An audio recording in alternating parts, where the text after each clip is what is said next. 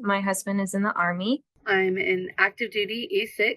Active duty for the last 12 and a half years in the United States Air Force. It's been a long journey. Yeah. So we've done 9 rounds of IUI. Back to back, like 6. 6 back-to-back IUIs at Portsmouth Naval Station, and it didn't work. All of those have failed. So we started talking about IVF. We've recently been given the news that the only way that we could conceive would most likely be through IVF. I did 1 cycle while my husband was deployed. It was not fun to be alone during that process. We had to pay almost $9,000 out of pocket. One of the clinics quoted us, with the things that we need, especially for my age, it was like $25,000.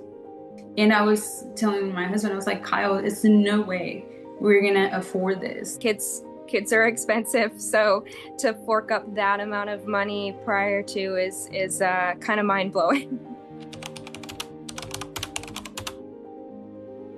Absolutely. We've considered it all. We've considered even divorcing and I going off to a separate state.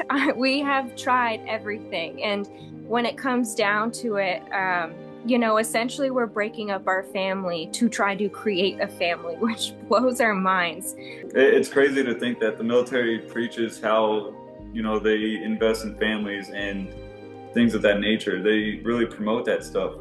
But then when it comes to reproductive health care, they shut it down.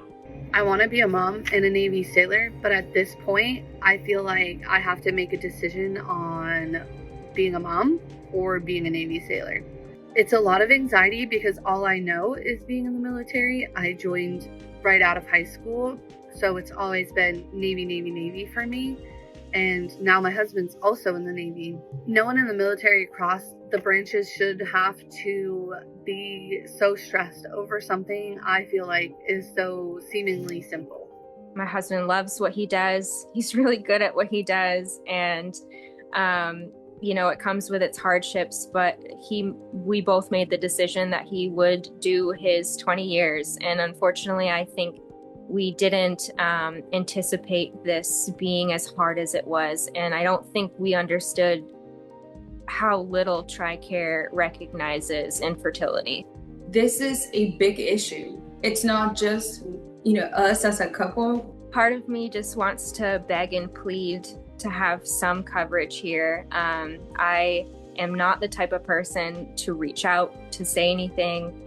I don't like broadcasting about our infertility. I'm honestly pretty embarrassed about it.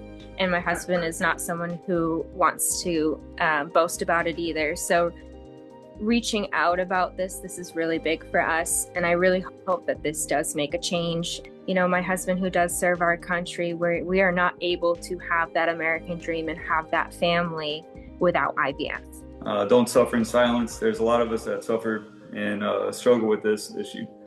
So the bigger our voices, the more we'll be heard and hopefully create a positive change. Yeah.